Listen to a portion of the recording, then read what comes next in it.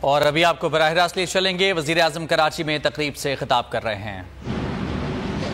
Governor state bank, state ministers, advisers, special assistants اور انتہائی لائق احترام و عزت ہمارے پاکستان کے ماہ ناز کاروباری حضرات، بزنس گروپس کے مالکان، ایکسپورٹرز، انویسٹرز، میں گورنمنٹ آفیشلز، میں آپ سب کا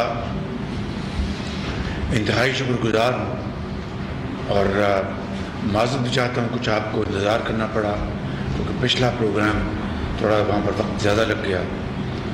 تو آج یہاں پر کیتھر شیخ صاحب سے میری بار بار انہوں نے تقاضا کیا تو میں نے کہا کہ میں کراچی آؤں گا اور اپنے جو پاکستان کے جو میں آپ لوگوں کو سرمایہ کار نہیں، پاکستان کے ایمبیسڈر سمجھتا ہوں کہ آپ جس محنت اور جس شوق سے، لگن سے آپ پاکستان میں روزگار اور پیداوار اور ایکسپورٹس کے لیے جو اپنا سرمایہ اس کو آپ رسک لے کر لگاتے ہیں، ظاہر کاروبار میں رسک ہوتا ہے، اور پھر پوری محنت کرتے ہیں، ایک بہت بڑی آپ کی پاکستان کے لیے خدمت ہے جسے میں خود اور میری حکومت اور عوام سراہتے ہیں۔ پچھلا جو ایک سال گزرا ہے وہ آپ کے سامنے ہے۔ میں یہاں پر جو معزز بزنس مین بیٹھے ہیں، انڈسٹریلسٹ بیٹھے ہیں، میں بہت سو کو ذاتی طور پر جانتا ہوں اور آپ کا بہت احترام کرتا ہوں۔ میں یہ کہنا چاہتا ہوں آپ کی خدمت میں کہ پچھلے ایک سال میں جو کچھ ہوا ہے وہ آپ کے سامنے ہے۔ یہ مہنگائی جو مزید بڑھی ہے، جب ہم نے حکومت سنبھالی تو ایسا نہیں تھا کہ مہنگائی جو ہے وہ تھی نہیں، وہ مہنگائی اس کو زوروں پر تھی، لیکن اس کے بعد عالمی کساد بازاری، عالمی جو معاملات، خود پاکستان کے اندر جو ایک انسٹیبل جو صورتحال تھی اور ہے سیاسی طور پر، وہ ایک بڑی وجہ تھی۔ آئی ایم ایف کے ساتھ آپ سب جانتے ہیں کہ پچھلی حکومت نے معاہدہ کر کے اس کو توڑ دیا، وہ شاید ماننے سے جو انہوں نے مانی تھی اس کے اوپر انہوں نے دستخط کیے تھے، اسے وہ ریگل آؤٹ کر گئے۔ پچھلے سال جو ایک تاریخ کا سب سے بڑا سیلاب آیا تھا کلائمیٹ چینج کی بنا پر، اس نے تباہی مچا دی۔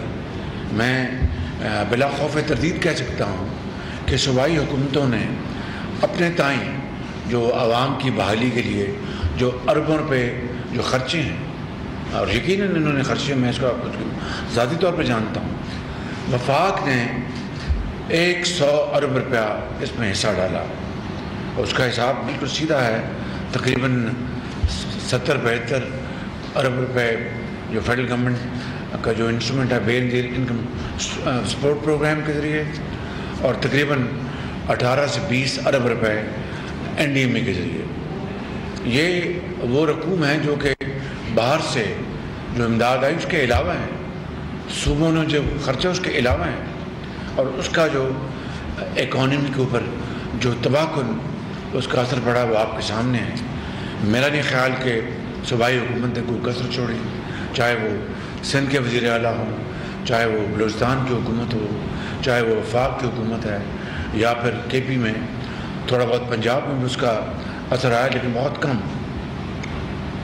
پھر اس کے علاوہ جو عالمی جو تیل کی جو قیمتیں ہیں وہ آپ کے سامنے ہیں، اس نے مہنگائی میں بے پناہ اضافہ کیا۔ ہمارے امپورٹ بل میں اس کا تاریخ کا سب سے بڑا امپورٹ بل پچھلے سال، یہ سال جو گزرا ہے، یہ تیل کی امپورٹ پہ لگا، کیونکہ قیمتیں پھر دوبارہ $100، 90، آپ سب جانتے ہیں 80، 70، 72 پہ وہ ہوور راؤنڈ کرتی رہیں۔ اس کے علاوہ جب کووڈ تھا تو گیس کی قیمتیں، میں ایل این جی کی بات کر رہا ہوں، وہ بالکل زمین پہ آ چکی تھی۔ آپ سے بہتر کون جانتا ہے $3 پر سینٹ اور اس کو سودا نہیں کیا گیا، جس کا پاکستان کو بے پناہ نقصان ہوا. اس کے بعد $30 پہ جا پہنچی، اور ایک ایسی قیمت تھی جو کہ ہماری بساط سے باہر تھی. پھر اس کے علاوہ آپ سب اچھی طرح جانتے ہیں کہ IMF نے جو کڑی شرائط اپنے ہم پہ لگائیں، اس کے بعد اسٹاف لیول ایگریمنٹ ہوتا ہے، اس کے بعد پھر فائنل بورڈ میں جاتا ہے. جو پرائر ایکشن میں تباہ کن ان کی شرائط تھی، ہمیں ماننی پڑی. اور میں آج آپ کے سامنے we are sitting like a family ہے، چاہے کوئی کراچی کا بزنس مین ہے، چاہے وہ اندرون سندھ سے ہے، چاہے وہ KP سے ہے، پنجاب سے ہے، جنوب سے ہے، بلوچستان سے ہے، سندھ. ہم اٹس لائک اے فیملی. حقیقت یہ ہے کہ ساری شرائط IMF کی 100% پوری کر دی گئی. میں آپ کو آج بالکل صدق کے دل کے ساتھ اور درد دل کے ساتھ عرض کر رہا ہوں، پرسنل ایکسپیرئنس کی بنیاد پر، جو آپ کو بھی ہر روز آپ پیش آتے ہیں، کہ دوست ممالک، ہمارے برادر ممالک، وہ آج بھی پاکستان کے لیے بے پناہ وہ اچھے جذبات رکھتے ہیں. بے پناہ ان کی خواہش ہے کہ پاکستان ترقی کرے. اب تو دنیا بدل گئی ہے. It's all about investment, it's all about sharing of profits, it's all about conducive circumstances جہاں پر ہم انویسٹمنٹ کریں. تو ابھی بھی انہوں نے ہماری بغیر کسی شرط کے یہ IMF کہ as luck would have it کہ IMF نے کہا جی یہ گیپ آ رہا ہے. وہ علیحدہ بات ہے کہ وہ گیپ ہماری منسٹری آف فائنینس کی نظر میں وہ ایکس اماؤنٹ تھا اور IMF کی نظر میں X+1 تھا، یہ علیحدہ بات ہے. لیکن جو بھی گیپ تھا ہم نے وہ بھی دوست ممالک کی اس انٹروینشن سے ہم نے وہ پورا کرا دیا. ایز آئی اسپیک وہ مکمل ہو چکا ہے. It's only question of documentation, وہ بھی ہو چکی ہے. اس سے پہلے چین نے، آپ جانتے ہیں کہ sovereign level per between the two countries جو ان کا ساورن لون تھا وہ رول اوور کر دیا تھا انہوں نے. چینی وزیر اعظم نے مجھ سے ایک مرتبہ نہیں 2 مرتبہ کہا کہ وزیر اعظم شہباز سے فکر نہ کریں. مگر آپ جانتے ہیں جو کمرشل لونز ہیں، چاہے وہ چائنا کا ICBC ہے، چائنا ڈیولپمنٹ بینک ہے، یا those are commercial loans given to Pakistan on commercial terms. انہوں نے اس کو بھی رول اوور کر دیا کہ بھائی ہمیں پتہ ہے کہ آپ تکلیف میں ہیں اور آپ کی جو نیگوشیشن جو ہو رہی ہے وہ ڈریگ کر رہی ہے. I am not going to that. ہمارا آج بھی عزت کے دل سے یہ خواہش ہے کہ اب یہ فائنلائز ہو جائے. چائنا نے آج سے 2-3 مہینے پہلے یہ سارا پروسیس انہوں نے کر دیا اور انہوں نے مکمل کر دیا. میں نے کم از کم اس طرح کی دوستی اور اپنے برادر ممالک اس طرح کا بھائی چارہ، اس کی شاید مثال کم ہی دیکھی ہوگی. الحمدللہ آپ میں ذہانت ہے، آپ ذہین، فتین، قابل ترین، محنت ترین اور گریٹ پیٹریوٹس آپ لوگ ہیں. اور وہ بات میں کوئی آپ کو ہوا میں آپ کو خوش کرنے کے لیے نہیں کہہ رہا. 60 کی دہائی میں، 50 کی دہائی میں، 70 کی دہائی میں آپ نے، اور تمام تر نامساعد حالات کے باوجود آپ نے 80 میں آپ نے کیا کچھ نہیں کیا پاکستان کے لیے، اور پاکستان کس طرح تیزی سے آگے بڑھا تھا. 90 کی دہائی بھی شامل کر لیں. وی آر اے کنٹری جہاں پر 2 چیزیں ہو رہی تھیں کہ جناب امپورٹ ڈلیشن پروگرامز ہوں تاکہ ہمارا فارن چینج جو ہے وہ کنزرو ہو، اور ایکسپورٹ کو بڑھایا جائے اور وہ ہمارے جو ریزرو بڑھیں. اور آپ کو یاد ہے جس ابھی شیخ صاحب نے ڈاکٹر محبوب الحق کی بات کی، اس سے بھی پہلے وہ واچر اسکیم جو تھی ایوب خان کے زمانے میں، آپ کو یاد ہوگا، میں تو اس کو ابھی اسکول کالج میں تھا، وہ ایکسپورٹس کے اوپر تھا کہ 33% جو اس کا 33% واؤچر اسکیم ملتی تھی وہ آپ امپورٹ کر لیں، کوئی پارٹس، اسپیئر پارٹس، مشینری یا بازار میں بیچ دیں. تو یہ سارے کے سارے انسٹرومنٹ تھے کہ ہماری ایکسپورٹ بڑھے.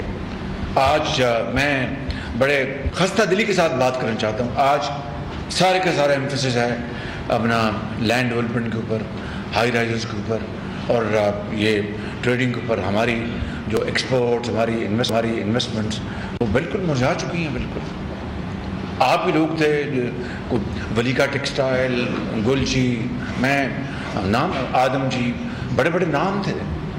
اور بڑا انہوں نے پاکستان کا بے پناہ انہوں نے پاکستان کی خدمات ان کی، لیکن آج وہ نام کدھر گئے؟ میں نے وہاں پر ایک جملہ بولا تھا ابھی ایکسپو پہ، جو گھڑی کی جو سوئی ہے واپس اسی شاندار جو تابناک پاکستان تھا، مستقبل آپ نے بنایا تھا 60 70 80 کی دہائی کا، وہ واپس لے کے آئیں۔ اس کے لیے دیکھیں 1 سال میں یہاں پر کچھ سیاست میں نہیں جانا چاہتا، مجھے پتہ ہے کہ کیا ہو رہا ہے سیاست میں۔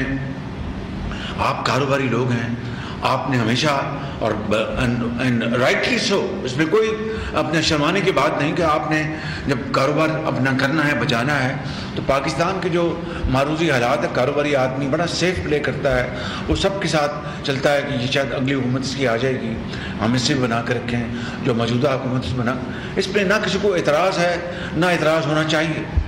لیکن پچھلے 1 سال میں جو تقسیم در تقسیم ہوئی ہے، میں اس سے زیادہ آگے نہیں بڑھوں گا۔ معاشرے کے ہر طبقے میں، چاہے وہ تجارت ہے، چاہے وہ سرمایہ کاری ہے، چاہے وہ سیاست کا میدان ہے، چاہے ہمارے قومی ادارے ہیں، اس تقسیم نے برباد کر دیا پاکستان کے ایڈیفس کو، فاؤنڈیشن کو ہلا کے رکھ دیا ہے، اور وہاں پر ایک مائنڈ سیٹ بنا ہے۔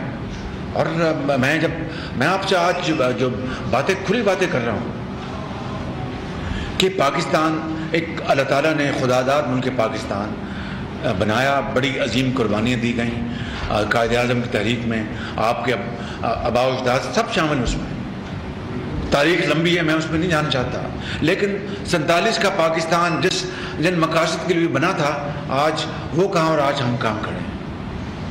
اور مجھے اس میں کوئی بات نہیں کہنے میں کہ ہمارے وہ شہداء جنہوں نے پاکستان کے لیے جانیں دی تھی، ہندوستان سے وہ پتہ نہیں کوئی اپنا ریل میں آیا، کوئی پیدل آیا، کوئی بائیسیکل پہ آیا، کوئی بیل گاڑی پہ آیا، راستے میں کس طرح ان کے پیارے ان کو شہید کیا گیا، ہماری ماؤں بہنوں کے جو دوپٹے وہ ان کے آنچل پھٹے، کس طرح بچے ان کے یتیم ہو گئے، کس طرح وہ یہاں پر بے سر و سامانی کے عالم میں پہنچے، کہ ایک ایسا ملک جو ایک خداداد ملک پاکستان جو عظیم بنے گا نہ صرف اسلامی دنیا میں بلکہ پوری دنیا میں۔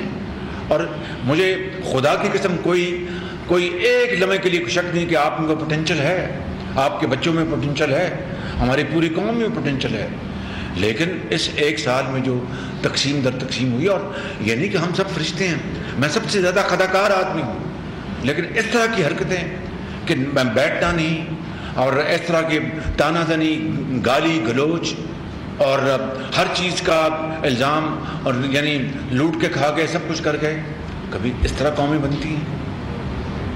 اور پھر ایک مائنڈ سیٹ نے ایک تیار ہوا، اور مائنڈ سیٹ اور ایک کلٹ بنا، اور وہ معاشرے کے ہر طبقے میں بنا، خالی اسکول کالجوں میں نہیں، ہر جگہ بنا۔ میں اس سے زیادہ بات نہیں کرتا۔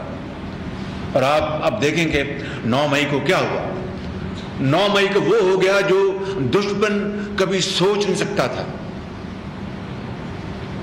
بڑے بڑے پاکستان کے 72 سالہ تاریخ میں بڑے بڑے حادثے ہوئے ہیں، قوموں کی زندگی میں حادثے ہوتے ہیں، لیکن کبھی اس طرح کا واقعہ ہوا؟